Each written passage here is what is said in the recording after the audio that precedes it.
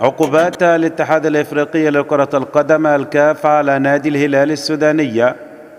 أصدر الاتحاد الإفريقي لكرة القدم الكاف عدة عقوبات على نادي الهلال السوداني إثر شكوى من النادي الأهلي المصري بخصوص الأحداث التي تمت خلال مباراة الفريقين معا في شهر فبراير الماضي 2023 ميلاديا، وانتهت بفوز الهلال السوداني بالسودان على ملعب الجوهرة الزرقاء بهدف دون رد.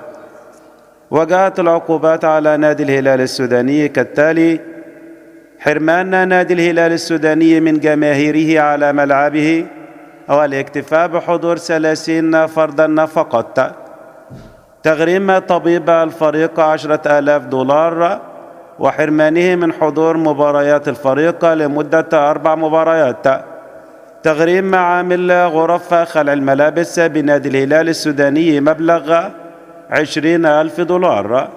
تلك كانت العقوبات الموقعة على نادي الهلال السوداني من لجنة الانضباط بالاتحاد الإفريقي لكرة القدم الكاف بعد شكوى النادي الأهلي المصري.